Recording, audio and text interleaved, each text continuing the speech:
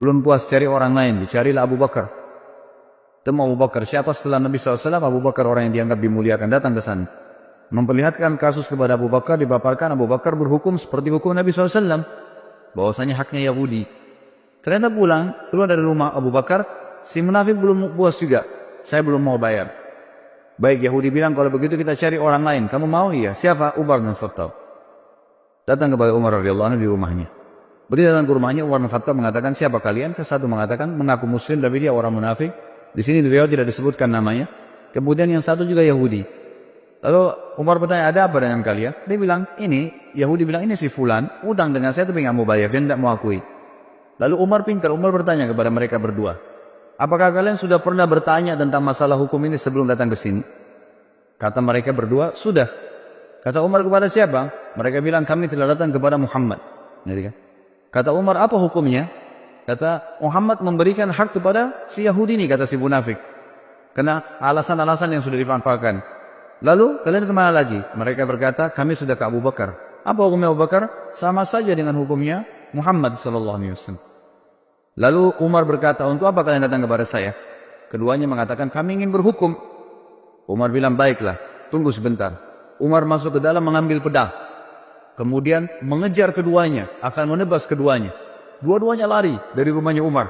Lalu Umar berkata, apakah kalian sudah berhukum kepada Rasulullah SAW? Masih ragu? Datang ke Abu Bakar lalu masih ragu dan datang kepada saya minta hukum, ini hukum saya. Pedang ini, gitu kan. Jadi beliau tidak main-main dengan hukum, gitu kan. Kalau memang sudah saatnya, saatnya, gitu kan. Seperti itu gambarannya. Dan tentu apa yang akan kita sampaikan, dipaparkan di buku ini, belum semua kisah Umar ternukilkan. Jadi bukan mustahil ikhwah-ikhwah sekalian, kalau anda pernah mendapatkan kisah lain tentang Umar asal riwayatnya sahih, itu tidak ada masalah. Karena cukup banyak riwayat yang dinukil, yang memang belum dinukil di sini, di antaranya ada kisah Umar bin Khattab dengan rahib, seorang pendeta Yahudi yang masuk Islam akhirnya karena sifat Nabi SAW. Dan ini sudah saya sebutkan di bahasan pada saat menjelaskan tentang kelebihan Nabi SAW. Ringkas ceritanya ada seorang Yahudi yang pernah Nabi SAW utang dengannya 20 sak kurma. Satu sak kurma 2,5 kilo.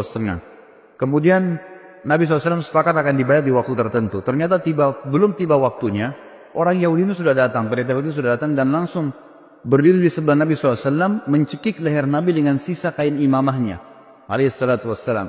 Lalu orang-orang seperti itu lagi hadir di masjid dan semuanya pada melihat kejadian tersebut. Akhirnya Umar bin Khattab yang ada di depan saf mengatakan, ya Rasulullah, izinkan saya menebas lehernya Yahudi ini. Lalu Nabi SAW memberikan isyarat untuk duduk Umar. Lalu Nabi SAW dalam kondisi tercekik menanyakan kepada Yahudi, ada apa hai Yahudi? Kata Yahudi ini, bayar hutangmu hai Muhammad. Kata Nabi SAW, kan belum tiba saat waktunya. Dia bilang, tetap saya mau dibayar sekarang. Maka Nabi SAW dalam kondisi duduk tercicik dan Yahudi ini berdiri menarik imamah beliau SAW, berkata kepada Umar, wahai Umar, pergilah ke Baitul Mal dan ambillah 20 sak kurma, bayarkan utang saya dan tambah 20 sak lagi. Kata Umar, ya Rasulullah, 20 sak pertama utang Anda, 20 sak kedua untuk apa? Kata Nabi SAW, itu hukuman karena kau sudah menakut-nakuti dia. Kau tadi sudah mengancam akan menebas lehernya. Artinya Nabi SAW seakan-akan memberikan isyarat, kalau saya masih ada jangan ambil keputusan, gitu kan. Maka Umar pun pergi ke Baitul Mal, meninggalkan Yahudi ini, Yahudi jalan di belakangnya sambil marah dengan Yahudi ini. Tiba di Baitul Mal, Umar bin Khattab menyiapkan 20 sak kurma, diberikan kepada Yahudi itu. Waktu mau disiapkan 20 sak kedua, Yahudi ini bilang, gak usah hai Umar. Kata Umar, kenapa? Dia bilang, Umar, apa kau tahu siapa saya? Kata Umar, saya gak mau tahu siapa kamu. Dalam kondisi marah gitu kan. Langsung dia sebutkan namanya, saya Fulan bin Fulan. Namanya ini kebetulan nama salah satu pendeta Yahudi yang terkenal sudah lama masuk Islam. Kata Umar, saya tanya kamu atas nama Allah, apakah kau dia? Dia bilang iya. Bukankah kau tahu itu adalah Rasulullah SAW? Kata dia, ya saya tahu. Lalu kenapa kau lakukan perbuatan tadi sementara kau tahu adalah Nabi Allah? Kata si Yahudi, hai Umar, apa kau kira saya gila? Saya datang ke masjid kalian, mencekik Nabi dan Raja kalian. Di hadapan kalian, saya sudah siap mati pada saat itu. Karena saya ingin membuktikan satu hal dari Muhammad yang belum saya temukan padanya. Semua ciri kenabian, Nabi terakhir ada pada diri Muhammad. Semua sudah saya temukan. Fisiknya, tempat tinggalnya, nama-namanya, tinggal ada satu belum. Ghalaba hilmuhu ghadabu. Emosinya dikalahkan dengan kasih sayangnya. Dan tadi saya sengaja nagih sebelum waktu, saya sengaja cekik lehernya. Tujuannya untuk memancing emosinya. Ternyata memang kasih sayangnya mengalahkan emosinya. dan sekarang saya mengucapkan Umar, asyhadu an la ilaha illallah wa anna Muhammad Rasulullah. Ini syahadat orang tersebut di depan Umar radhiyallahu anhu. Ini diantara kisah yang belum dinukil tentunya. Ada juga kisah yang lain, kisah tentang masuk Islam, kisah tentang Umar radhiyallahu anhu zaman khilafahnya. Beliau sempat keliling kota Madinah di malam hari. Kemudian beliau menemukan ada satu laki-laki Badui. Laki-laki Badui ini kebetulan lagi menancapkan tali kemahnya sambil mengikat dengan tali untahnya. Dan di dalam kemahnya ada suara rintihan perempuan yang sedang menangis. Maka Umar pun lewat dan berkata setelah memberikan salam, wahai laki-laki, hai rajul, bahasa Arabnya, wahai rajul, siapa kamu ini? Dia mengatakan, saya lihat orang musafir dari Badui padang pasir lagi lewat, malam kemalaman saya lihat ada tanah kosong, saya tebar kemah saya mau menginap di sini. Kata Umar, suara siapa tuh rintihan dalam kemahmu? Dia bilang, sudahlah saudaraku, pergilah, tidak usah campurin itu. Kata Umar, mungkin saya bisa bantu. Kata orang itu suara istri saya yang mau melahirkan, tapi tidak ada yang bantu. Saya nggak tahu bagaimana melahirkan perempuan, dan juga tidak ada wanita yang saya kenal di Madinah bisa minta bantuan. Apalagi itu tengah malam. Dan sebagian ulama menukil kisah ini di tahun 23 Hijriah, tahun terakhir Umar radhiyallahu anhu hidup. Dan juga ya, pada saat itu tengah malam, di awal malam, dan itu sekitar jam 12 malam gitu kan. Jam 11, jam 12 malam, yang orang waktu itu sudah tidur semua. Jadi ini Umar bin Khattab sedang mengontrol, mengawasi sendiri. Ringkas cerita adalah Umar bin Khattab lalu berkata kepadanya, maukah kau saya datangkan seorang wanita dari Madinah yang bisa membantu istrimu melahirkan? Dia bilang mau. Perlu jemaah tahu bahwasanya laki-laki Badui ini belum tahu kalau ini Umar bin Khattab, belum tahu kalau ini khalifah. Umar pun radhiyallahu anhu lalu pulang, dia tidak membangunkan ya, penasehat-penasehatnya atau mungkin dokter, tabib ya, kalau kita zaman dulu dikatakan ya dengan istilah tabib ya, atau orang yang bisa mengobatin, atau bidan mungkin perempuan yang bisa melahirkan. Tidak, dia pulang ke rumahnya, dia bangunkan istrinya. Yang waktu itu istrinya adalah Ummu Kalsum, anaknya Ali radhiyallahu anhu. Lalu berkata Umar bin Khattab, wahai cucunya Rasulullah, apakah kau mau mendapatkan pahala seorang wanita muslimah yang mau melahirkan malam hari nggak ada yang tolong? Ummu Kalsum radhiyallahu anha juga punya iman yang kuat. Anaknya Ali radhiyallahu anhu, cucu Nabi SAW. Dia tidak mengatakan, wahai Amir Mu'minin, carilah wanita Ansar yang bisa melahirkan. Tidak. Dia mengatakan dengan jelas dan tegas, tentu saja, saya ingin dapat pahalanya. Kata Umar, siapkanlah persiapan, perlengkapanmu untuk melahirkan dan ikut sama saya. Maka jalanlah pada malam itu, saudaraku sekalian, dua orang, raja muslim dan ratunya. Tidak ada pengawal, tidak ada yang dampingin, dan tidak ada media yang akan mengekspos itu. Karena yang sedang dibantu seorang Badui yang cuma lewat, besok pagi mau pergi lagi. Nggak ada yang tahu, tengah malam nih. Ya, kita tahu sekarang banyak orang mau melakukan satu perbuatan, kegiatan karena ada eksposnya. Kemudian bisa mengangkat namanya. Sama sekali enggak. Jalanlah keduanya, tiba di kemah orang Badui tersebut. Ringkas ceritanya, kata Umar bin Khattab kepada istrinya, masuklah ke kemah dan selesaikan tugasmu. Istrinya pun akhirnya membantu wanita tersebut melahirkan. Gak lama kemudian, sementara menunggu, tentu Umar bin Khattab ngobrol sama orang Badui ini, dan orang Badui belum tahu kalau Umar bin Khattab. Ngobrol-ngobrol aja, seperti biasa. Lalu kemudian terdengar suara bayi dari dalam, dan Ummu Kalsum, istri Umar bin Khattab radhiyallahu anhu majma'in, berkata, ya Amir Mu'minin, wahai pemimpin orang yang beriman. Jadi hai raja, beritahukan kepada laki-laki di sebelahmu, kalau istrinya sudah melahirkan normal. Begitu mendengarkan kalimat Amir Mu'minin, si Badui tadi dari tempat duduknya turun ke tanah, ketakutan. Lalu berkata, apakah anda Amir Mu'minin Umar bin Khattab? Umar bin Khattab mengatakan kepada dia, ala rizkika, tenang aja. Dia bilang diulangi, apakah anda Amir Mu'minin Umar bin Khattab?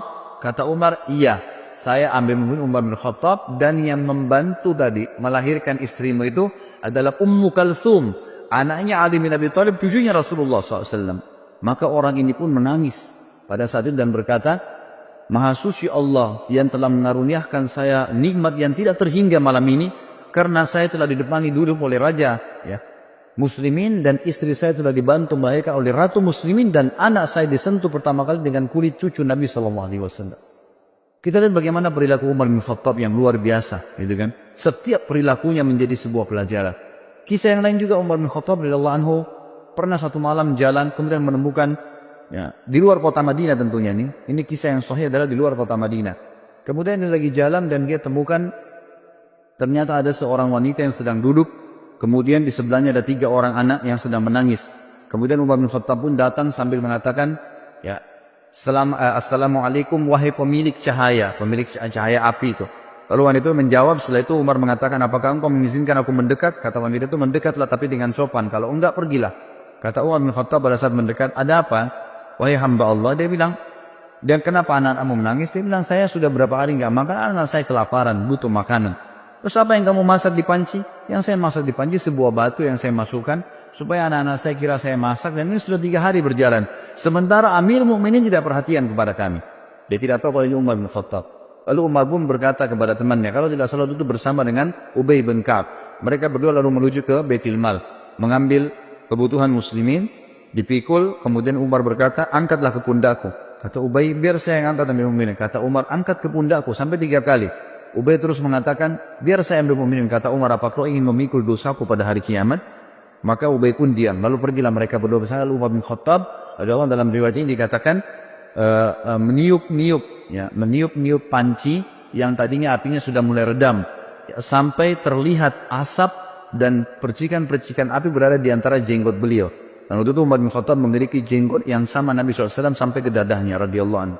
Kemudian beliau meniup-niup di tengah malam, seorang raja meniup api panci untuk memasakkan masyarakatnya. Setelah terbakar api tersebut, lalu Umar bin Khattab mengatakan kepada ibu tersebut, taburilah gandum di atas air. Lalu Umar yang mengaduknya. Terus diaduk sampai menjadi kental, menjadi makanan. Ditaruhlah garam, ditaruhlah segala kebutuhannya. Kemudian setelah itu diberikanlah makan oleh Umar bin Khattab. Dikatakan, berikan saya nampan, dikasih nampan, ditumpah. Kemudian diberikan makan anak-anak tersebut sampai semua kenyang. Setelah kenyang, kata Umar, ambillah ini semua. Lalu ibu tersebut berkata, sungguh demi Allah kau lebih baik daripada Amir Mukminin. Ya tidak tahu kalau ini Umar bin Khattab. Kata Umar, janganlah berkata begitu wali ibu. Kalau kau satu waktu bertemu dengan Amir Mukminin, kau pasti akan menemukan saya ada di sana. Gitu kan? Hanya begitu saja. Lalu Umar bin Khattab memegang tangan Ubay, sama-sama keluar. Kata Ubay, waktu Umar bin Khattab, Amir Mukminin meninggalkan tempat tersebut, lalu dia menyelip di antara semak belukar seperti binatang buas yang sedang mengintai mangsanya. Jadi dia dengan teliti ke arah ibu tadi sama anak-anak itu. Lalu setelah itu dia lihat anak-anak tersebut yang tadinya nangis, tidur, bangun, bermain, ceria, gitu kan. Lalu Umar bin Khattab mengangkat kepalanya, ya seakan-akan berhenti untuk memata-matai dan berkata, segala puji bagi Allah yang selamatkan saya dari orang-orang ini yang akan menuntut saya pada hari kiamat. Perilaku yang sangat luar biasa dari seorang yang beriman kepada Allah subhanahu wa ta'ala. Dan cukup banyak kisah yang berhubungan dengan hal-hal yang seperti ini. Umar bin Khattab radhiyallahu anhu juga pernah memberikan pelajaran tentang masalah takdir. Sebagaimana didukung dalam banyak riwayat-riwayat sahih, teman-teman yang pegang buku bisa di halaman 276 sampai 277 kisah yang berhubungan dengan masalah itu. Umar bin Khattab radhiyallahu anhu pernah menuju ke negeri Syam, dan di negeri Syam itu ternyata ada satu wilayah yang akan dimasukin, terkenal ada penyakit taun. Ya, sebelum keluar ke negeri Syam, masih dari kota Madinah, gitu kan. Riwayat sahih menjelaskan masih di kota Madinah. Lalu pada saat itu ada seorang panglima perang, Abu Ubaidah bin Jarrah radhiyallahu anhu, yang terkenal juga, salah satu yang terkenal, Amin Hadil Ummah, orang yang paling terpercayanya umat Islam, gitu ya. Waktu itu Umar bin Khattab mengatakan, waktu mau keluar, dikatakan negeri yang Anda mau pergi ini oleh sebagian sahabat ada penyakit taun. Taun itu penyakit yang memang Nabi SAW larang kita masuk ke sana kalau ada penyakit itu. Dan kalau kita sedang ada di satu lokasi yang ada penyakit itu, maka otomatis kita dilarang keluar. Ini khilaf di antara ulama tentang masalah bahasa Indonesia itu penyakit ini. Ada yang mengatakan kusta, ada yang mengatakan menyebutkan beberapa jenis penyakit, tapi saya tidak terlintas sekarang nama-namanya. Ringkas cerita adalah Umar bin Khattab mengatakan, kalau begitu kita urunkan niat dulu, jangan dulu pergi. Lalu Abu Ubaidah radhiyallahu anhu datang mengatakan, wahai Amir Mukminin, apakah Anda lari dari takdirnya Allah? Kata Umar bin Khattab, saya lari dari takdir Allah ke takdir Allah yang lain.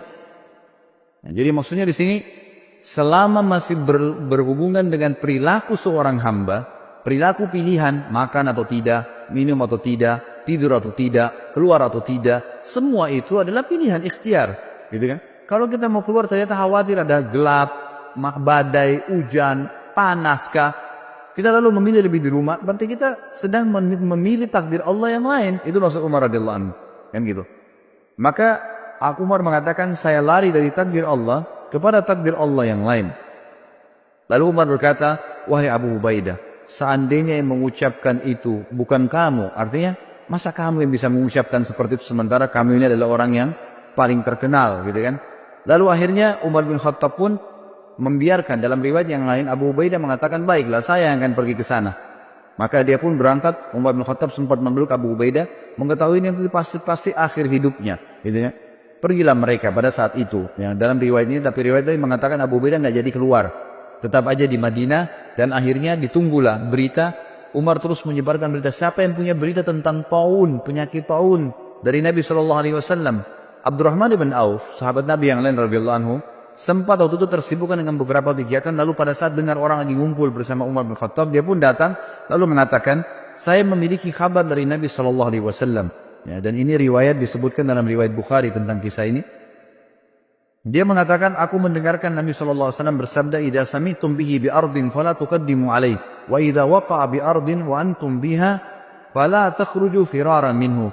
Jika kalian mendengarkan taun terjadi di satu daerah, maka kalian jangan ke sana. Dan jika kalian bila itu terjadi pada satu kaum, sedangkan kalian berada di dalamnya, maka kalian jangan keluar darinya atau menghindarinya. Maka Umar pun akhirnya bertahmid, mengatakan, alhamdulillah, segala puji bagi Allah yang telah membantu aku untuk mengambil keputusan yang tepat. Juga Bapak Ibu sekalian, ada kisah yang menarik tentang, atau syubhat seringkali kalau Anda baca buku sejarah, Anda temukan tentang ada sering ahli-ahli sejarah Islam juga menulis buku yang mereka mengatakan Umar bin Khattab tidak menyenangi Khalid bin Walid. Tidak menyenangi Khalid bin Walid. Terbukti Umar bin Khattab melenserkannya dari jabatannya sebagai pimpinan perang. Penulis buku ini meluruskan masalah itu. Beliau mengatakan ini pemahaman yang salah. Umar bin Khattab mencopot Khalid bin Walid dari jabatannya bukan karena Umar bin bencinya. Dan nanti akan beliau katakan bukti. Tetapi Umar bin Khattab sendiri menyebutkan dalam riwayat, ya ini disebutkan dalam Tarikh At-Tabari, ya, disebutkan oleh penulis buku menukil dari situ ya. Beliau mengatakan Umar sempat berkata, sesungguhnya aku tidak mencopot Khalid karena kemarahan atau pengkhianatan, tapi orang-orang telah terfitnah olehnya. Aku khawatir mereka akan disandarkan kepadanya. Maksudnya nanti orang-orang menganggap Khalid bin Walid telah jadi penyebab menang perang. Jadi fitnah, orang sudah tidak bergantung lagi sama Allah. Maka aku copot gara-gara itu. Dalam riwayat lain dijelaskan bahwasanya pernah terdengar oleh Umar bin Khattab Khalid bin Walid ini berkhianat. Beritanya begitu di harta rampasan perang. Lalu Umar bin Khattab dari Madinah mengutus Bilal. Perlu ikhwah dan akhwat sekalian tahu, teman-teman tahu bahwasanya Khalid bin Walid ini dulu pimpinan, ya, tuan Sayyid di Mekah, gitu kan. Dan Bilal adalah seorang budaknya Umayyah bin Khalaf. Ya. Jadi dulu kondisinya tuh secara kejiwaan, ya, orang walaupun sudah masuk Islam, Bilal masih merasa Khalid bin Walid ini dulu tuan, gitu kan, terkenal. Merasa Khalid bin Walid ini dulu tuan, gitu kan, terkenal. Bila Umar ingin menghilangkan perasaan itu dari Bilal dan juga ingin mendidik kaum muslimin tentang sebuah poin penting, tidak ada fanatisme dalam Islam. Maka Umar radhiyallahu anhu mengutus Bilal, mengatakan, wahai Bilal, pergilah ke pasukan muslimin yang dipimpin oleh Khalid bin Walid. Lalu bacakan suratku ini di pada Khalid, sementara Khalid kamu suruh tidur di tanah dan kamu letakkan telapak kakimu di pipinya. Ini perintah yang memang berat gitu ya, bagi Bilal berat dan satu perilaku yang aneh gitu, tapi dilakukanlah. Bilal patuh. Bilal mengatakan, baiklah Amir Mu'minin. Tiba di sana, Bilal datang kepada Khalid bin Walid, masuk dalam khimah, bicara baik-baik. Wahai Khalid, Amir Mu'minin memerintahkan saya seperti ini. Bagaimana pendapatmu? Saya harus memanggilmu dengan suara keras dari luar khimah. Saya menyuruh kamu meletakkan pipimu di tanah, lalu saya letakkan telapak kakiku di atas pipimu, baru saya bacakan surat ini. Khalid bin Walid waktu itu memang lagi diuji juga imannya. Dia mengatakan, wahai Bilal, kita sudah masuk Islam, lupakanlah masa jahiliyah. Lakukan apa yang Amir Mu'minin perintahkan. Maka Bilal pun keluar dari khemah lalu teriak dari luar mengatakan, wahai Khalid ibn Walid, keluarlah, keluar. Jadi, ya. Begitu keluar, letakkanlah pipimu di tanah dan aku akan letakkan telapak kakiku di pipimu sebagai perintah dari Amir Mu'minin. Semua pasukan lihat.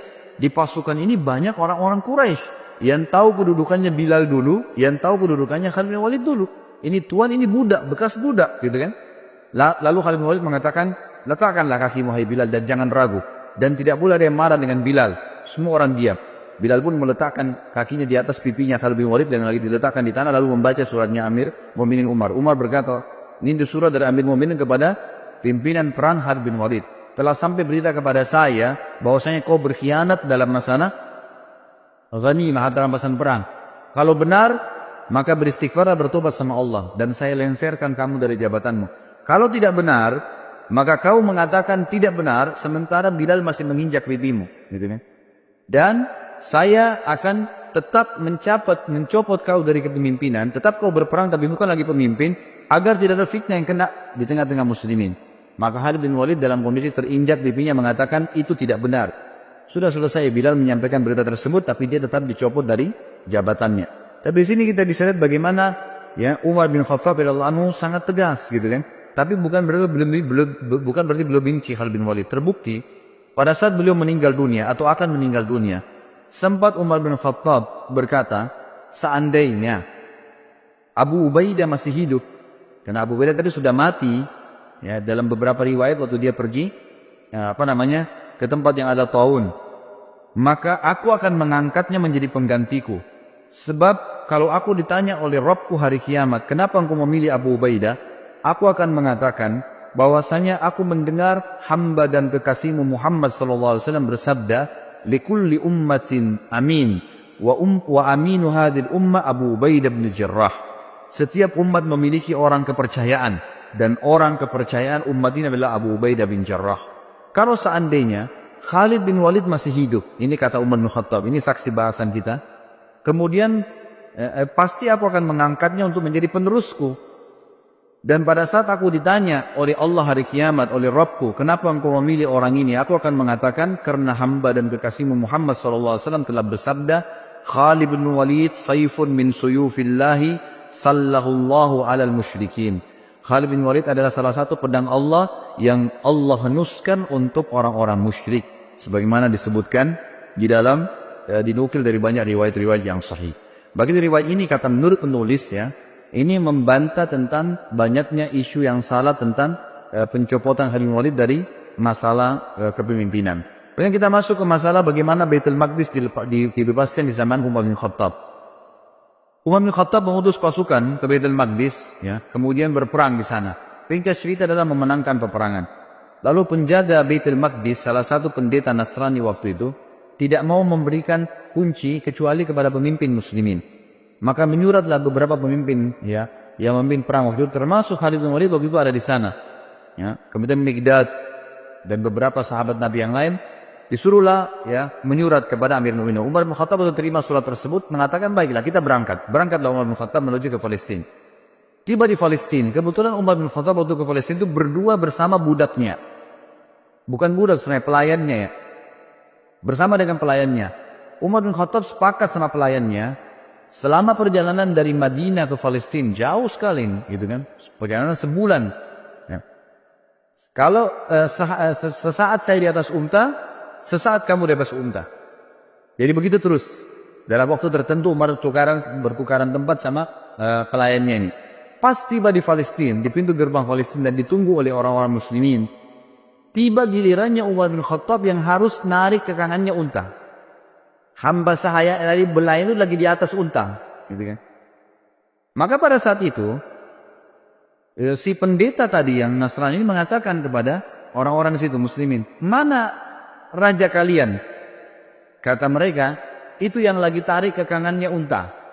Siapa yang di atas unta itu? Kata pendetanya, itu pelayannya dia, gitu kan. Lalu kata pendeta ini, orang inilah yang telah disebutkan dalam Injil akan menerima kunci Baitul Maqdis.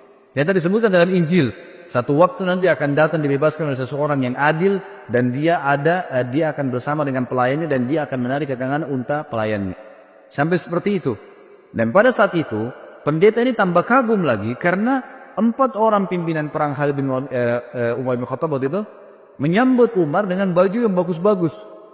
Kudanya juga dihiasi dengan bagus. Waktu mereka mendekat mau salaman sama Umar gitu kan, mau turun dari kudanya, Umar bilang jangan turun dulu. Dari mana kalian dapat pakaian-pakaian ini?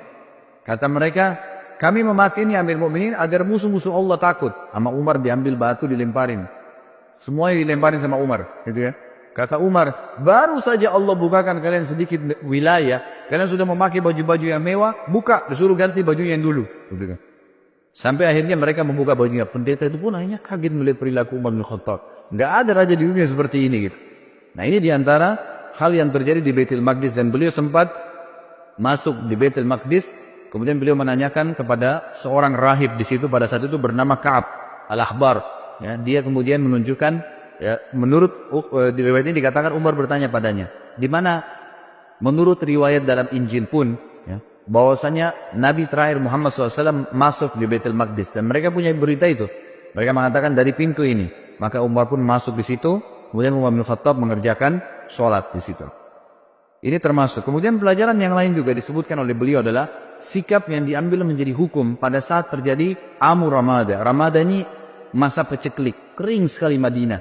Ya, sampai Umar tadi mulai zuhud, lebih zuhud lagi, tidak makan kecuali nasi sama roti sama minyak, dan itu membuat kulitnya sampai jadi hitam. Tapi ada sebuah pelajaran. Waktu itu Umar bin Khattab mengumpulkan masyarakat Madinah, kemudian mengajak mereka sholat istisqa. Pada saat diajak sholat ini riwayat Bukhari, ya, pada saat diajak sholat istisqa, Umar bin Khattab memberikan pelajaran lagi kepada kita semua. Dia berkata dengan suara keras selesai sholat, mengatakan, "Ya Allah, dulu jika kami tertimpa kekeringan, maka kami bertawassul kepadamu dengan doa nabimu. Lalu engkau menurunkan hujan kepada kami.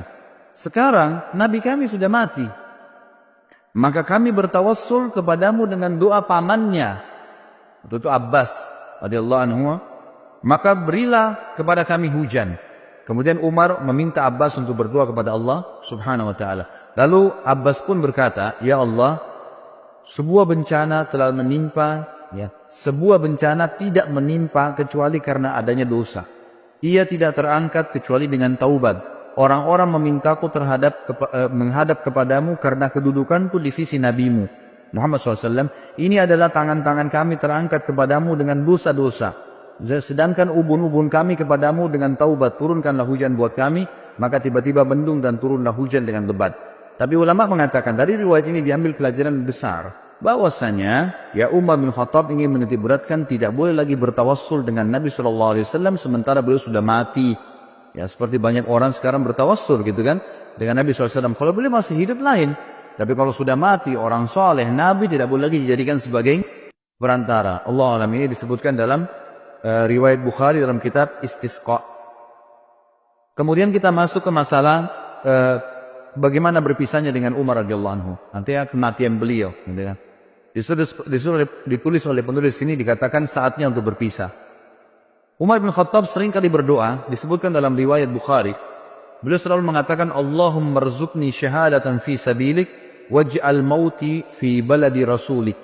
Sallallahu alaihi wasallam. Beliau mengatakan, "Ya Allah, karuniakanlah kepadaku syahadah, mati syahid di jalanmu, dan jadikanlah kematianku di negeri Rasulmu." Ya, di Madinah maksudnya. Maka pada saat itu Hafsah berkata, "Wahai ayahku, bagaimana bisa Allah menyatukan keduanya? Anda ingin mati syahid, tapi mati syahidnya di kota Nabi. Sementara waktu itu Madinah menjadi ibu kota Islam yang sangat kuat. Mustahil bisa diserang. Pasukan Islam sudah menyebar kemana-mana, Persia sudah runtuh, sebagian besar wilayah Romawi sudah runtuh. Jauh sekali orang-orang kalau mau menyerang Madinah. Bukan seperti di zaman Nabi SAW yang masih dekat orang Mekah, suku-suku Arab masih ada yang belum masuk Islam. Ini sudah habis semuanya gitu kan. Maka Umar mengatakan, "Ya'ti bihallah insya Allah akan datangkan kalau Allah mau." Ya, betul. Ya, beranjak daripada kisah ini, beranjak daripada doa ini, maka ada sebuah ya kisah yang harus diketahui, bahwasanya Mughirah ibn Syu'bah radhiyallahu anhu, salah satu waktu itu gubernur yang ditunjuk oleh Umar bin Khattab di Irak, dalam sanad yang sahih, menulis surat kepada Umar bin Khattab mengatakan, "Wahai Amir Mu'minin, saya memiliki seorang budak. Budak ini bernama Abu Lu'lu', gitu, orang Majusi. Orang ini mahir, bisa buat senjata, bisa buat pedang, bisa buat perisai, bisa buat macam-macam. Bahkan dia bisa membuat alat yang untuk mengalirkan air. Orangnya pintar sekali. Izinkanlah dia masuk ke Madinah, wahai Amir Mu'minin." Waktu itu Umar bin Khattab tidak pernah mengizinkan orang-orang yang belum masuk Islam itu masuk ke Madinah. Kalau sudah masuk Islam lain. Kalau belum masuk, tentu belum masuk Islam, gitu kan? Dimasukkan untuk membantu muslimin agar bermanfaat. Dan Umar bin Khattab menolak awalnya. Kedua, Mughirah bin Syu'bah terus mendesak sampai hanya Umar bin Khattab izinkan. Waktu itu Mughirah bin Syu'bah meminta bayaran dari budaknya ini setiap hari kalau nggak salah 100 dirham pembayaran dari hasil kerjanya, gitu kan? Maka dia pun datang Abu Lu'lu' kepada Umar mengatakan, "Wahai Amirul Mukminin, ini Mughirah menyiksa saya. Banyak yang diminta 100 dirham. Padahal ini kecil untuk hasil dia. Kata Umar, 100 dirham kecil dari pendapatan kamu yang kamu lakukan. Begitu banyak pendapatan yang didapatkan, bisa masuk sampai ribuan dirham dalam sehari. Maka itu kecil sekali. Dia pun akhirnya jengkel dengan Umar bin Khattab, dan ini awal masalah. Maka dia pun akhirnya setiap kali ketemu Umar marah. Kesannya kayak marah gitu. Ya, kenapa Umar bin Khattab tidak membela dia? Lalu satu waktu Umar lagi lewat dan berkata, apa yang kamu lakukan? Dia mengatakan, saya sedang mempersiapkan sesuatu, wahai Amir Mu'minin, untuk Anda yang umat Islam tidak akan lupakan. Gitu kan? Orang-orang tidak paham gitu. Lalu Umar bin Khattab berkata kepada orang sekitarnya, kayaknya hamba saya ini sedang mengancam saya. Dia berusaha untuk membunuh saya. Akhirnya dia membuat pisau khusus yang sangat kuat dan bermata dua. Dia pun akhirnya pada saat Umar bin Khattab masuk ke masjid, waktu itu menjelang sholat duhur, dan dia pun menyelip masuk di shaf, dan baru saja Umar bin Khattab takbir sudah ditusuk oleh Abu Lu'lu'.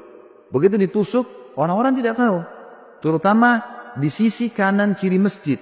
Tidak ada yang tahu. Yang tahu cuma di belakang ya Umar bin Khattab, dan itu adalah Abu Musa al-Ash'ari radhiyallahu anhu. Lalu kemudian Umar bin Khattab tertusuk, dan sempat terdengar suara mengatakan, Umar mengatakan, aku telah dibunuh oleh anjingnya Majus. Maksudnya si Abu Lu'lu' itu. Lalu Umar bin Khattab jatuh, dan Abu Musa yang mendekati Umar, lalu Umar memegang tangannya sambil berkata, ya lanjutkanlah sholat wahai Abu Musa, jadi imamlah kamu. Kemudian Abu Lu'lu' ini karena panik, dan di sekitar Umar yang di saf-saf yang dekat tahu kalau dia sedang menusuk, maka dia berusaha menusuk semua orang yang di sekitar dia, sampai dia melukai 13 orang. Dan 3 orang sempat mati terbunuh bersama Umar, tentunya mati syahid nanti berempat, gitu kan. Tapi 3 orang ini mati di masjid, yang 10 orang luka parah gitu.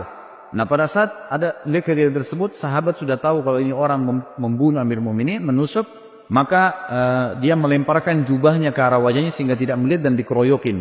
Pada saat itu dia tahu dia akan mati, lalu dia mengambil pisau tersebut dan menusukkan ke lehernya sendiri. Meninggallah Abu Lu'lu' ini, dalam kisah sahih ini disebutkan. Dan ini yang luar biasanya, semoga Allah berikan hidayah ya, kita tetap masih mendoakan. Di Iran sekarang ini, dibangun sebuah kuburan, dinamakan kuburannya Abu Lu'lu'. Ya, dan dianggap Abu Lu'lu' seorang pahlawan orang-orang Syiah itu karena berhasil membunuh Umar bin Khattab radhiyallahu anhu. Ini luar biasa. Ya, pembunuh Amir Mu'minin yang terkenal dengan kesolehannya, jaminan surga dari Nabi SAW. Berapa banyak hadis yang kita sebutkan. Lalu mereka bangga, dan pernah saya punya cuplikannya dalam bahasa Arab. Mereka melanturkan bahasa Arab, orang-orang Persia itu mengatakan, artinya begini, ya Allah bangkitkanlah kami bersama pejuang Abu Lu'lu' di hari kiamat, na'udzubillah. Berarti termasuk bersama-sama di neraka karena berhasil membunuh Umar yang mereka anggap orang kafir. Ini berbahaya sekali, subhanallah. Jadi begitu kisahnya. Maka Umar pun akhirnya sakit parah pada saat itu. Kisahnya panjang lebar, saya ringkaskan.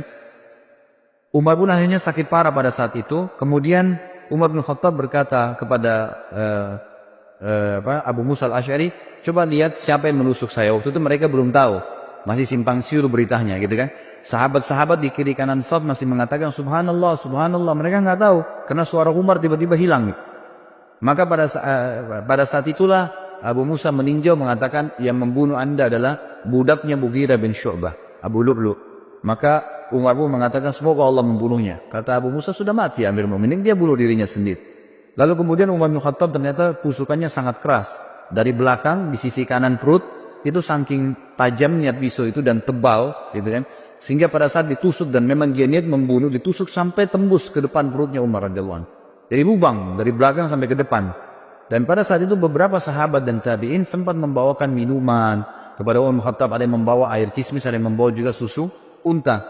Dan pada saat diminum maka keluar dari sisi lubang perutnya. Dan dipanggil pada saat itu ada seorang tabib yang jelas sekali ya mengetahui masalah dan mengatakan kayaknya Amir Mu'minin sudah tidak tertolong lagi. Umar pun mengatakan, dan ini pelajaran-pelajaran yang kita bisa ambil luar biasa ya. Subhanallah, setiap orang yang dekat dengan Allah sebelum meninggal dunia, kita dengar kisah Abu Bakar yang lalu, ini kisah Umar. Nanti kita dengar juga kisah Uthman, kisah Ali, sahabat-sahabat yang mulia ini yang dekat sama Allah. Sebelum meninggal, Allah kayak berikan isyarat mereka akan meninggal. Ya. Jadi mereka sempat mengembalikan amanah, mereka sempat memberikan wasiat, mereka masih sempat menasihati, mereka masih sempat menuju khalifah setelahnya. Banyak hal yang dilakukan gitu kan. Termasuk Umar bin Khattab. Umar bin Khattab akhirnya berbicara, kalau saya mati gitu kan, maka kuburkanlah saya ya, dan mintalah, dipanggil Abdullah bin Umar, mintalah kepada Ummul Mukminin Aisyah. Minta kepada Aisyah agar Aisyah mengizinkan aku dikuburkan bersama 2 sahabatku. Rasulullah SAW dan Abu Bakar. Maka Abdullah bin Umar pun mengatakan, saya masuk ke rumah Aisyah dan mengatakan, wahai Amirul Mukminin, Umar mengirim salam dan meminta izin untuk dikubur. Aisyah pun menangis mendengar berita Umar lalu berkata, semestinya aku berharap itu tempatku, aku dikuburkan di situ. Tapi aku akan izinkan untuknya. Waktu kembali Abdullah bin Umar kepada ayahnya Umar bin Khattab radhiyallahu anhu ajma'in, Umar berkata waktu disampaikan, apa beritamu? Abdullah bin Umar mengatakan, Ummul Mukminin mengizinkan. Kata Umar, segala puji bagi Allah yang menerima doa ini. Tapi pada saat saya sudah jadi jenazah, jadi sudah tahu kalau mau mati. Sebelum saya dimasukkan ke dalam rumah Aisyah, tetap minta izin dulu. Kalau Aisyah mengizinkan Ummul Mukminin, kuburkan saya bersama Abu Bakar dan Rasulullah SAW. Tapi kalau tidak, kuburkan saya di pemakaman kaum muslimin umumnya. Gitu kan? Begitu penyampaiannya. Pada saat Umar bin Khattab lagi sakit keras, ada beberapa kejadian penting yang kita bisa ambil pelajaran juga. Yang pertama adalah, sempat Umar bin Khattab pingsan. Waktu itu di sebelah Umar yang paling dekat adalah Abbas, paman Nabi SAW radhiyallahu anhu, dan juga Ali bin Abi Thalib yang waktu itu mertua Nabi, mertuanya Umar bin Khattab, dan juga sahabat dekatnya Umar bin Khattab radhiyallahu anhu. Dan ini pelajaran besar sekali yang kita bisa ambil. Ahli sunnah wal jamaah meyakini Ali dan sahabat-sahabat Nabi semuanya mulia. Tidak pernah kita mencaci maki mereka, gitu kan? Beda dengan kaum Syiah yang terus-menerus mencaci maki sahabat. Ini berbahaya sekali, gitu. Ini bisa sampai pada tingkat kekufuran mereka, apalagi mengkafirkan sahabat. Sabda Nabi SAW, siapa yang mengatakan kufur kepada saudaranya muslim, maka itu akan kembali kepada salah satu di antara mereka, siapa yang lebih berhak, ya, pengucapnya atau penerimanya. Jadi tidak mungkin ketemu antara sahabat dengan orang biasa. Tentu saja orang biasa yang kena dalam masalah ini. Ali berkata, ya, pada saat itu Umar pingsan, terdengar azan. Lalu Abbas berkata, bagaimana nih kepada Ali? Amirul Mukminin lagi pingsan. Kata Ali, ada rahasianya. Lalu Ali pun mendekati kuping Umar sambil berkata, As-salat ya Amirul Mukminin. As-salat ya Amirul Mukminin. 3 kali. As-salat ya Amirul Mukminin. 3 kali cuma. Salat wahai Amirul Mukminin. 3 kali. Tiba-tiba Umar yang kondisi pingsan, perutnya ini lubang dari belakang ke depan, ya, bangun, terbangun lalu mengatakan, iya, tidak ada Islam bagi orang yang tidak sholat. Sholat membangunkan dari pingsan, subhanallah. Ya. Kita kadang-kadang hanya kena tidur malam, sudah lama tidurnya, ranjangnya enak, nggak bisa bangun dengan azan. Kupingnya dikincingi sama setan, gitu kan. Tapi kalau ini enggak, radhiyallahu anhu bangun, dalam posisi pingsan bisa bangun hanya dengan meninggal sholat, karena kuatnya imannya. Lalu dalam riwayat lain juga dikatakan Umar bin Khattab sempat tertidur, pingsan, tidak dibangunkan pada saat itu sampai menjelang mau terbit matahari. Lalu Umar bangun. Kata Umar, apakah orang-orang sudah sholat subuh? Kata mereka, sudah Amirul Mukminin. Lalu Umar mengatakan, iya, tidak ada ya bagian yang boleh dihormatin, diberikan jabatan di dalam Islam bagi seseorang yang tidak sholat. Ya, maka terjadilah pada saat itu Umar bin Khattab pun sholat subuh sendirian sambil duduk. Ini riwayat yang pertama. Riwayat yang kedua, pada saat beliau sakit keras, maka datanglah orang-orang yang mendoakan, mengatakan Amirul Mukminin adalah utusan, adalah pendamping Rasulullah SAW, adalah ini dipuji-pujilah Umar bin Khattab. Mereka selalu menepis, jangan katakan itu, terus begitu. Sampai ada seorang anak laki-laki berkata, wahai Amirul Mukminin, bergembira dengan berita gembira dari Allah kepadamu, persahabatanmu dengan Rasulullah SAW. Itu sudah satu nilai. Perjuanganmu ya, perjuanganmu dalam Islam yang telah engkau ketahui. Kemudian engkau memimpin dengan adil, kemudian engkau meraih syahadah, mati syahid sekarang. Lalu Umar menjawab, aku berharap semua itu tidak ada sambutannya denganku. Artinya jangan sampai aku merasa bangga dengan itu.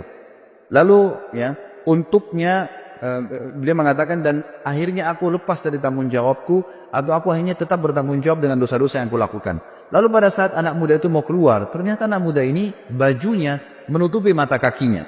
Dan ini riwayat jarang sekali disebutkan. Sebenarnya riwayat ini riwayat sahih ya, yang menyebutkan tentang dilarangnya laki-laki untuk isbal, menutup mata kakinya dengan celananya, dengan pakaiannya. Ini masuk dalam bab isbal sebenarnya.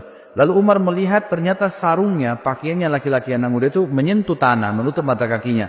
Lalu Umar berkata, panggil anak muda itu ke sini. Dipanggil kembali. Lalu Umar dalam kondisi sudah mau meninggal, lemah, masih bisa menasihatin orang lain. Apa yang dia katakan?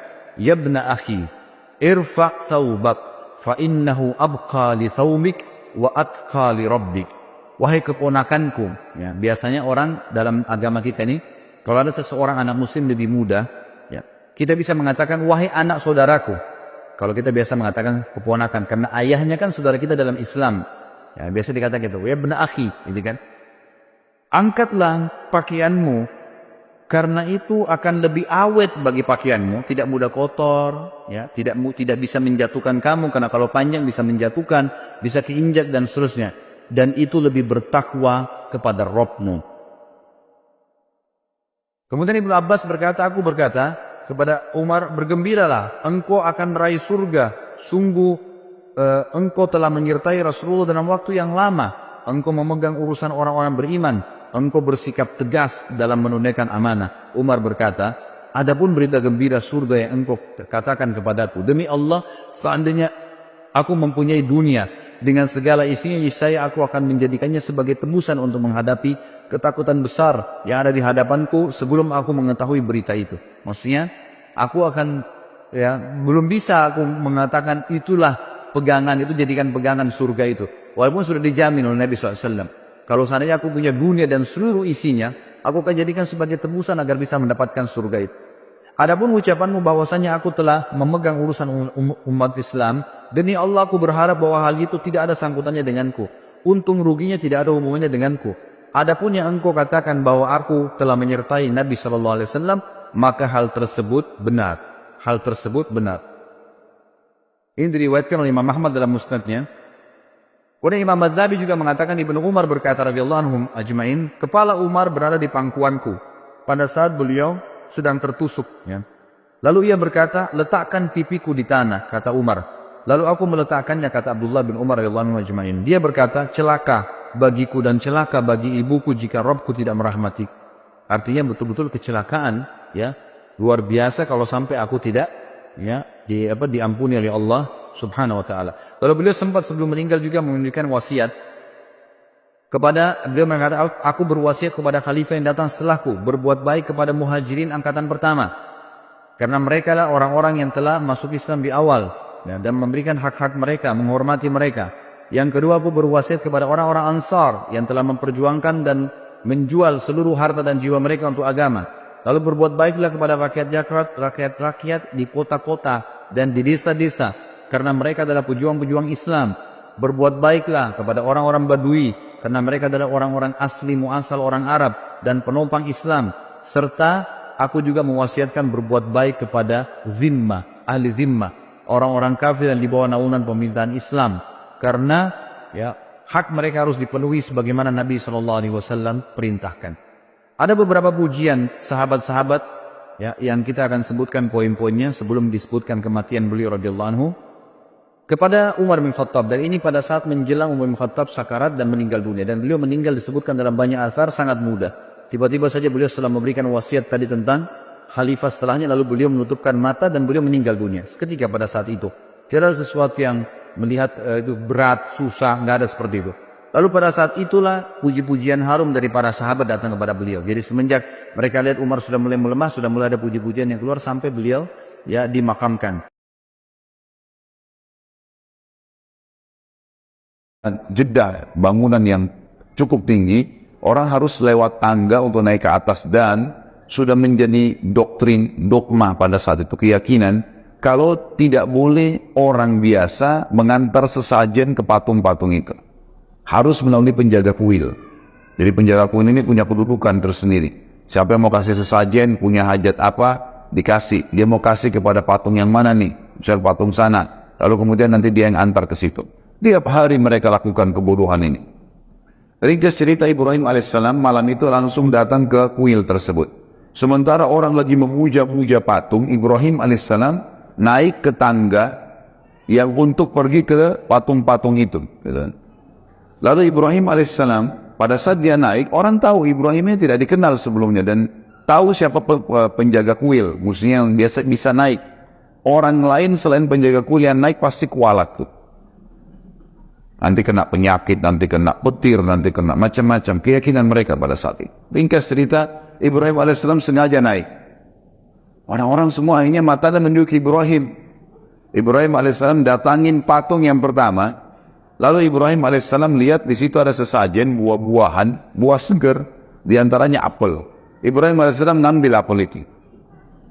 Orang-orang semua heran. Ini keyakinannya, jangankan ngambil sesajen itu, mendekati saja sudah kualat, gitu kan. Ibrahim alaihissalam ambil apel itu, kemudian sengaja menggigitnya di depan mereka, bukan untuk makan. Lalu Ibrahim balik ke patung itu sambil berkata, wahai yang dianggap Tuhan oleh masyarakat Babilonia, apa kau tidak marah saya ambil apelmu? Kira-kira patung nyaut gak? Gak ada suara. Hening pada saat itu. Tapi orang sudah yakin ini Tuhan mereka. Ya, gitu. Maka Ibrahim ulangi alaihissalam, wahai yang dianggap Tuhan oleh masyarakat Babilonia, kau tidak marah saya makan apelmu? Gak ada suara. 3 kali, wahai yang dianggap Tuhan oleh masyarakat Babilonia, yang selalu dipuja, dipuji, kau tidak marah saya ambil apelmu? Gak ada suara. Ibrahim melakukan gerakan yang lebih lagi daripada itu. Apel yang sudah digigit tadi dilempar ke wajahnya patung itu. Jatuh apel, ini penghinaan luar biasa. Jatuh apel tersebut sudah pasti tidak ada apa-apa. Lalu dia balik lagi, wahai yang dianggap Tuhan masyarakat Babilonia, kau tidak bisa lawan saya sudah lempar wajahmu dengan apel ini. Sudah saya ambil apelmu, saya lempar lagi wajahmu. Gak ada suara tentunya. Makin hening suasana. Ini yang hadir di kuil-kuil ini besar sekali. Bisa menampung sampai ribuan orang. Dan Ibrahim AS melakukan gerakan ini luar biasa di malam yang memang mereka lagi puncaknya beribadah lah. Lalu Ibrahim AS tidak cukup situ, pindah ke patung sebelah, lakukan hal yang sama. Patung sebelah sama, terus dikelilingi semua puluhan patung itu. Sampai selesai semua, orang-orang menyaksikan kejadian tersebut dengan tercengang. Lalu Ibrahim balik ke arah mereka mengatakan, wahai masyarakat Babilonia, apakah kalian tidak punya akal menyembah patung-patung yang kalian pahat sendiri, yang kalian buat sendiri matanya, tidak bisa berbuat apa-apa? Bukankah saya sudah buktikan ke kalian, saya ngambil sesajen yang kalian kasih, mereka tidak bisa marah, saya lempar ke wajahnya, mereka tidak bisa marah, dan saya bahkan bisa menghancurkan tuhan-tuhan kalian dengan tangan saya. Orang-orang Babilonia hening semua. Kata Ibrahim, yakinlah dan percayalah, saya utusan Allah dan Allah Tuhan kalian yang menciptakan langit dan bumi ini. Dialah yang harus ditundukin. Orang semua tenang, gak ada yang bicara. Bingung antara iya atau tidak. Ini baru ucapan pertama dakwah Nabi Ibrahim AS. Maka mereka pun akhirnya ada yang diam terus keluar dari kuil. Kata Ibrahim AS, demi Allah kalau kalian tidak mau meninggalkan menyembah berhala-berhala ini, maka saya akan melakukan tipu daya terhadap Tuhan-Tuhan kalian. Mereka keluar dari kuil. Ibrahim AS turun juga dari tempat tersebut. Tidak ada yang berani menyentuh Ibrahim, karena Ibrahim ini sudah mengalahkan Tuhan mereka. Berarti ini bahaya, lebih berbahaya Ibrahim daripada Tuhan, gitu kan?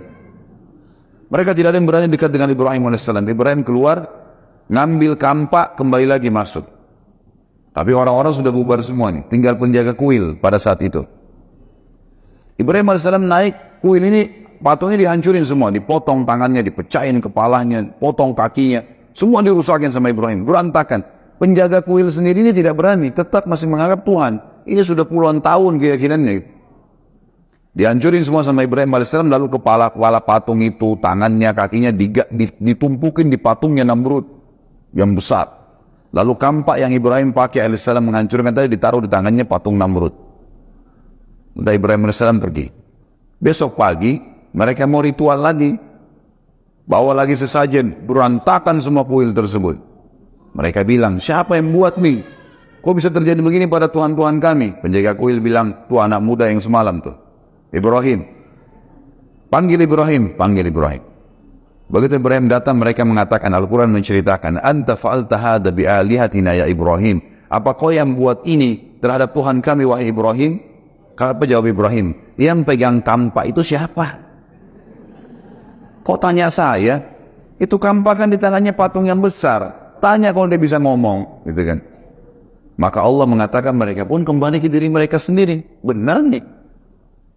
Nggak mungkin Tuhan tidak bisa membela dirinya, dan juga tidak mungkin secara akal dia bisa sebenarnya menghancurkan yang lainnya.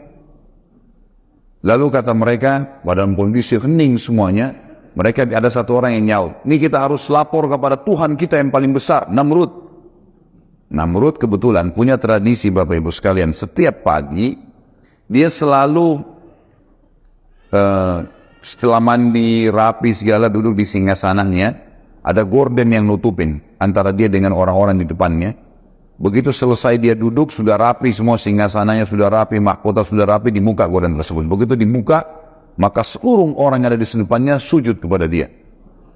Bertahun-tahun mengatakan, wahai Tuhan Namrud, termasuk istri dan anaknya. Setiap pagi, gitu kan? Mengatakan, wahai Tuhan yang Namrud, Tuhan Namrud, dia bisa tidak lagi mengatakan Raja Namrud, Tuhan. Dan itu terjadi bertahun-tahun.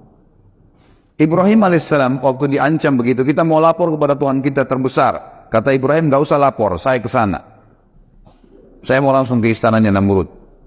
Ibrahim alaihissalam pergi ke sana sendirian. Orang-orang berbondong-bondong masuk, banyak, istananya Namrud besar, orang banyak mau sujud kepada Namrud. Karena setiap sujud, minta apa-apa dikasih.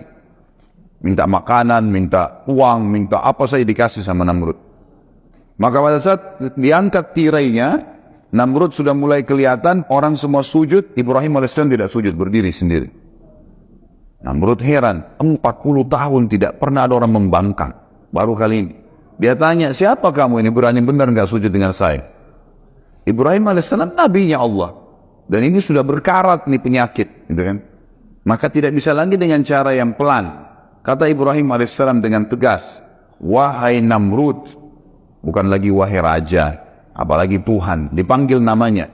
Anak istrinya saja nggak berani panggil namanya Namrud, Tuhan Namrud. Wahai Namrud, dari mana kau mengaku sebagai Tuhan? Kamu manusia biasa seperti saya. Kamu punya dua mata, saya juga punya dua mata. Kamu punya dua kaki, punya dua tangan, saya juga sama. Kamu juga sama seperti saya. Lahir dari rahim seorang wanita, kemudian bayi, anak-anak, remaja, tua seperti kamu sekarang, dan kau juga akan mati. Tuhanku dan Tuhanmu, serta Tuhan segala sesuatu ada namanya Allah. Allah itu menghidupkan dan mematikan. Kita bayangkan di posisi Namrud. Kaget luar biasa, belum pernah ada yang bantah ketuhanannya seperti ini. Tapi dia tidak mau tunjukkan, dalam kondisi itu dia tidak mau tunjukkan kalau dia ini terkalahkan. Maka dia bilang, wahai Ibrahim, kau ngaku punya Tuhan, dan Tuhanmu itu kau bilang tadi menghidupkan dan mematikan. Saya juga Tuhan yang bisa menghidupkan dan mematikan. Apa kau mau bukti? Kata Ibrahim, tentu saja. Silahkan buktikan. Dia bilang, ada satu pengawalnya, dia bilang, tangkap siapa saja lewat depan istana. Sekarang, dua laki-laki yang lewat, siapa saja tangkap. Ditangkaplah dua orang, masuk. Kemudian kata Namrud, bunuh yang satu biarin pergi. Dan kasih hadiah apapun yang dia mau. Dibunuhlah yang satu biarin pergi. Kata Namrud, lihat, saya mematikan dan saya menghidupkan. Gitu kan. Benar nggak ini pemikirannya? Ini konyol ini. Karena orang yang disuruh pergi sudah hidup sebelumnya. Ini orang yang mati memang sudah sunnatullah, ditusuk ya mati gitu kan. Tapi dia pakai akalnya sebagai manusia, tidak mau kalah gitu kan. Lalu Jibril AS datang membisikkan kepada Ibrahim, ini orang ini sudah kufur kepada Allah, nggak bisa lagi. Kamu memberikan contoh di bumi ini, dia akan cari terus akal. Coba kasih contoh di langit. Kata Ibrahim, wahai Namrud, kalau begitu, Tuhanku dan Tuhanmu, dikatakan Tuhanmu Allah, setiap pagi menerbitkan matahari dari timur terbenam di barat. Apa kau bisa? Ini matahari tiap hari terbit, tiap hari terbenam. Bisa kamu lakukan? Kalau tadi kan dikasih contoh manusia. Diam, kata Allah, fabuhital ladzi kafar. Maka orang kafir itu terdiam, tidak bisa ngomong. Dalam keadaan marah dia, tidak punya jawaban, dia mengatakan, tangkap nih orang, Ibrahim, penjarakan. Meeting cepat sama orang-orang pejabat-pejabatnya, kumpul, lalu kemudian bermusyawarah. Nih diapakan nih Ibrahim? Saya mau Ibrahim dibunuh, tapi jangan mati biasa. Kalau cuma tusuk penggal kepalanya udah biasa itu. Cari mati yang luar biasa, yang spektakuler, yang bisa membuat orang lain taubat. Tidak ada lagi yang mau buat seperti itu. Musyawarah sampai seminggu muncul ide. Waktu itu Ibrahim sambil di penjara alaihissalam. Muncul ide buat api, bakar. Tidak ada cara membunuh manusia menyakitkan mengalahkan api. Karena kalau dibakar, terbakar kulitnya, dia teriak kesakitan sampai mati, dan matinya lama lagi. Itu yang paling efektif.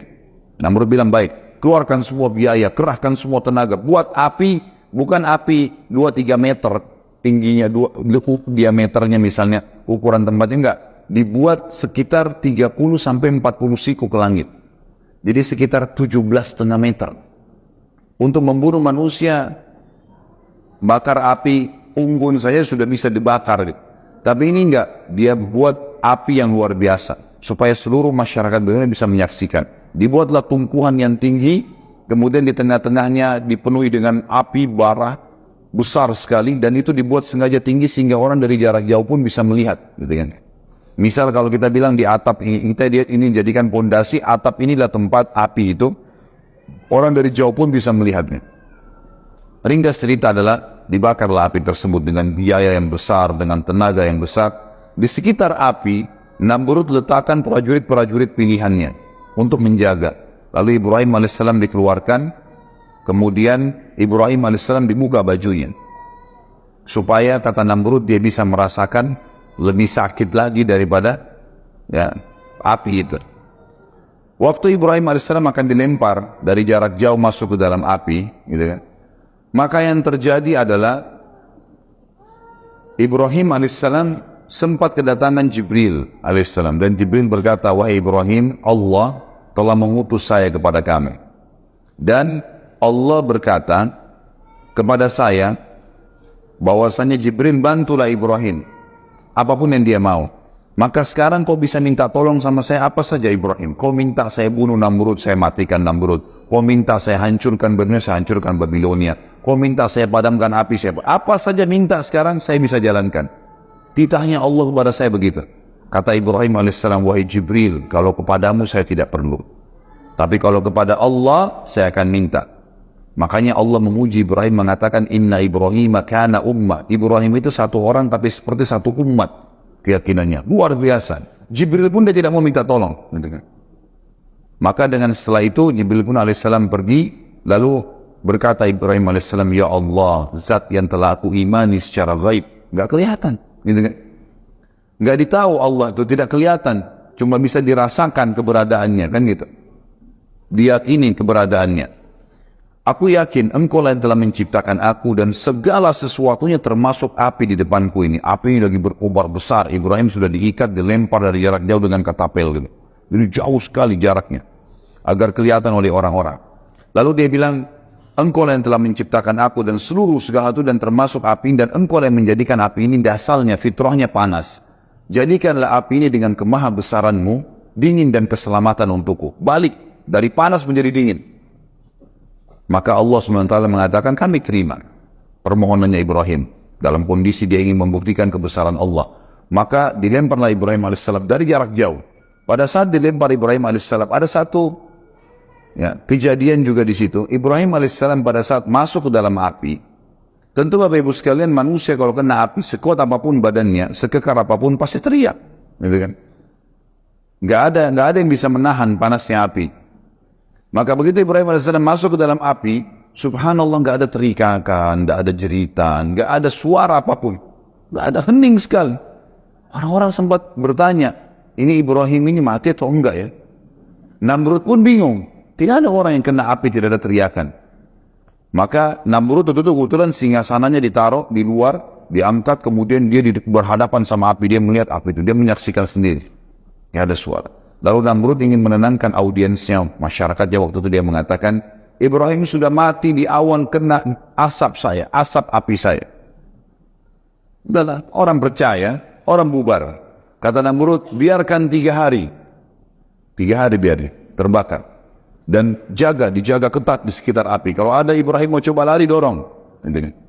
Tapi nggak ada suara ini, nggak ada apa-apa ini. Nggak ada berita, nggak ada cerita, nggak ada derikan, nggak ada suara sama sekali. Bubarlah semua. Sampai 3 hari. Namrud ini masih makan, minum, berhubungan biologis dengan pasangannya. Allah membiarkan orang-orang kafir itu melakukan upayanya dan melalui kehidupan dunia yang cuma sebentar ini. 3 hari kemudian